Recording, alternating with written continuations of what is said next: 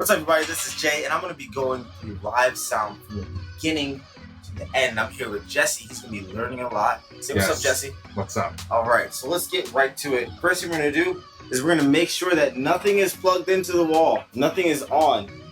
But this is our mixer, okay? So we have multiple types of cables that we can plug in. We have what are called 1/4-inch cables, and those ends look like this, okay? 1/4-inch? Yeah. And then we have what are called XLR cables, and those look like this. So that's really all your board can take is XLRs and 1/4-inch cables. Some of them have what are called RCA, and RCA you'll see looking like that. But a lot of times you have to convert them into 1/4 inches with cables like this. Okay? So we plug it into the board. So we're going to start that. So you got a converter right there. We're going to take this cable right here. I have a nice cool little mic. And we're going to see if we can get this to go all the way through our system. We're not going to go through the signal routing just yet. I just want to show you guys how sound travels through the board. So part one, we're going to take this XLR cable. I'm going to plug it into the board on input 1. And I'm making sure everything is muted before I do that. Okay? Now, something to keep in mind, if you have a 1/4-inch cable like so, and you don't know how to convert that into an XLR, use what's called a DI. So this is a DI, okay? Direct input. So you plug that 1/4-inch cable into there, and it turns it into an XLR for us. Now, if you still have buzz, we have this thing called ground lift. So you guys can see that, and I can flip that, and that should be to help us out a little bit. Now, when it says low Z output, usually high Z input means that there's a lot of sound that's coming in, like if you plug in a guitar. And if you have a low Z output, it's gonna get rid of a lot of those issues for you. Now we're gonna cover signal routing straight through the board. So we took our XLR cable and we went right into input 1, okay, on the back. And we start off with phantom power. So phantom power is 48V with 48 volts of energy. There are certain types of microphones that need power to actually turn on, and those are called condenser microphones.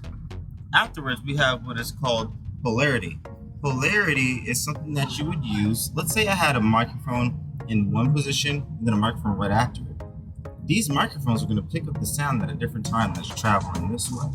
So what I have to do sometimes is switch to polarity so that the waveforms don't start getting all weird sounding or canceling out.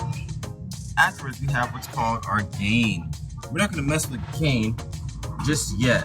The gain knob gives us more power than is already coming in to our board. So if I go down, we have our EQ here, and this is how you change frequencies, okay?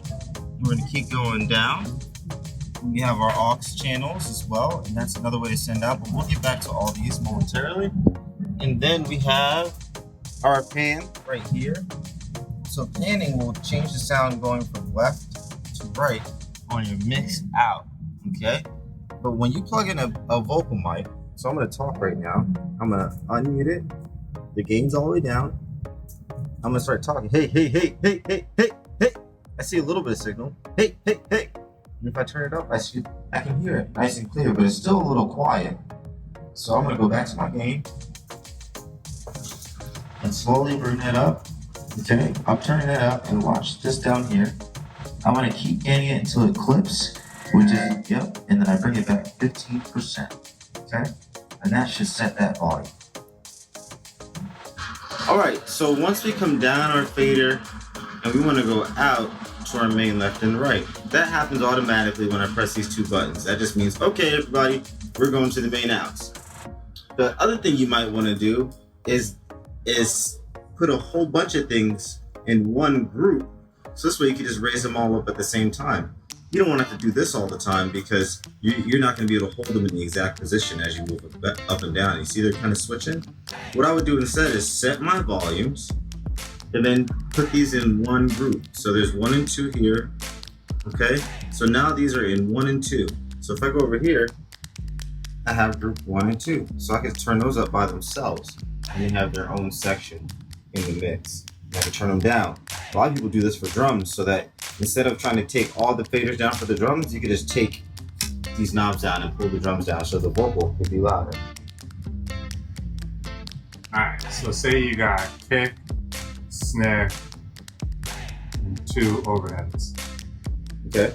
You want to group 1 through 5, Mm-hmm.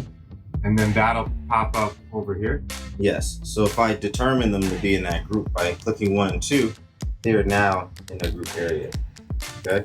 So I already set my mix. It sounded cool. When you click 1 here, when you click 2 here, that means it's grouping everything in between.